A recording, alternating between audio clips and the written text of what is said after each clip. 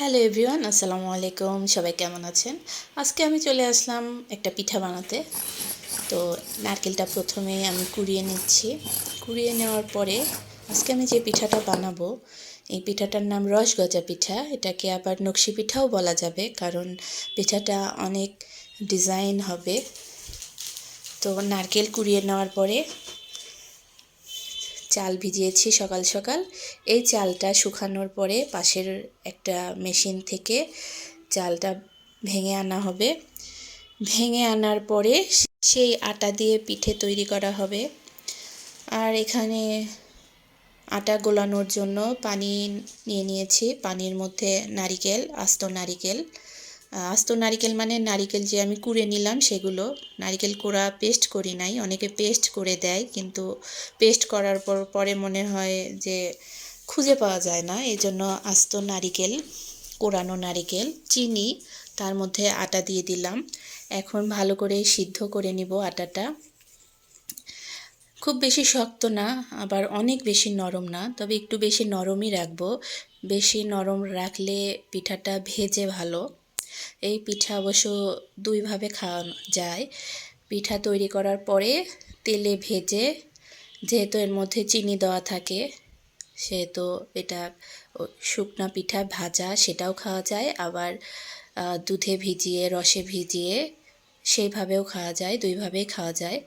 তবে পিঠার ডো তৈরি করার জন্য আমাকে অনেক মথতে হবে। সঙ্গে একটা ডিম নিয়ে নিব। ডিম নিয়ে অনেকক্ষণ ধরে পিঠার ডোটা রেডি করে নিব। এর জন্য আমার প্রচুর সময় দিতে হবে, প্রচুর এফোর্ট দিতে হবে, কারণ এটার সুন্দর একটা ময়শ্চারাইজার আনতে হবে এই আটাটাতে। দীর্ঘক্ষণ ডলাডলির পরে একটা সঠিক ডো আমার তৈরি হয়েছে। আমি একটু টিপ দিয়ে দেখিয়ে দিচ্ছি যে কেমন হলো। খুব বেশি শক্ত না, আবার অনেক বেশি নরমও না, এরকম মাঝামাঝি পর্যায়ে যখন হয়ে যাবে, তখন আমি এটাকে ছোট ছোট রুটির মতন ডো তৈরি করে নিয়ে আমি বিভিন্ন শেপ দিব। গোল, তিন কোনা, চার কোনা, বিভিন্ন শেপ তৈরি করে নিব। বিভিন্ন শেপের, বিভিন্ন ডিজাইনের পিঠা তৈরি হবে। আর একটা আমি একটা চামচের সাহায্যে পিঠার ডিজাইনটা তুলেছি। চামচের অংশ দিয়ে পিঠার গায়ে এরকম দাগ কেটে নিয়ে বিভিন্ন বিভিন্ন ট্রায়াঙ্গেলের দাগ কেটে কেটে আমি আমার ডিজাইনটা তৈরি করছি।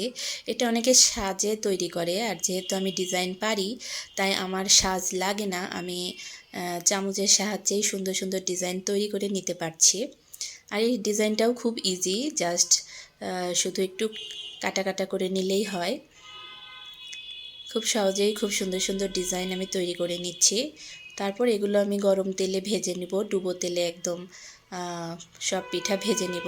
যে পিঠাগুলো আমরা শুধু ভাজা খাবো সেগুলো একদম লাল কড়া করে ভেজে নিব, আর যেগুলো দুধে ভিজাবো সেগুলো হালকা ভেজে দুধে দিয়ে দিব। তারপরে সেগুলো যখন ভিজবে, ভেজার পরে নরম হয়ে যাবে, তখন এই পিঠাগুলো খেতে অনেক অনেক স্বাদ।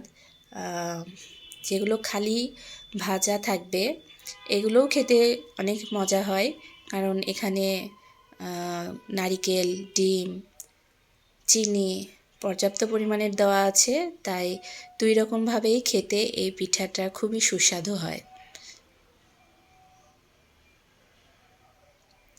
একটা ডিজাইন আমি খুব কাছ থেকে আস্তে আস্তে করে দেখিয়ে দিচ্ছি। ডিজাইনটা করাও খুব ইজি।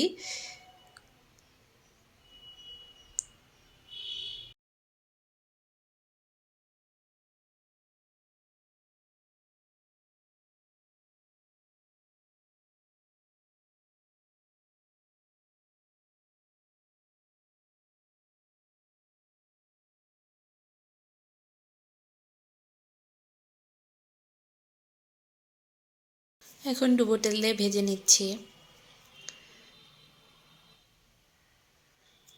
এই ডিজাইনটা খুব সুন্দর লেগেছে আমার কাছে। তবে এই পিঠা বানানো আমার একার পক্ষে সম্ভব হয় নাই, আমাকে আমার আম্মু, আমার ছোট বোন হেল্প করেছে। ওদের সাহায্য ছাড়া আমি আসলে পিঠা বানাতে পারতাম না। পিঠা বানানো আসলেই খুব কঠিন কাজ। তবে যেকোনো কঠিন কাজ আপনি করতে করতেই খুব সহজ হয়ে যায়। সহজ তো সেরকম এই পিঠাটা এখন তৈরি করাও আমার কাছে খুব সহজ ব্যাপার। পিঠাটা ভেজানোর জন্য এখানে দুধ, নারিকেল, চিনি জাল করে নেওয়া হয়েছে। আর আপনার কালেকশনে যদি রস থাকে তবে দুধের পরিবর্তে রস আপনি রেডি করতে পারেন। তারপর আপনি সেই পিঠা ভিজাতে পারেন। আর এই কয়টা কিছু পিঠা আমরা ভিজাইনি, খালি খেয়েছি। যেগুলো আপনি খালি খেতে চান সেগুলো শুধু লাল লাল করে ভাজলেই হবে। আর যেগুলো দুধে ভিজাবো সেগুলো হালকা ভেজে দুধে ভিজিয়ে দিলেই রেডি হয়ে গেল রসগজা বা নকশি পিঠা। সবাই ভালো থাকবেন, আজ এই পর্যন্তই। আল্লাহ হাফেজ।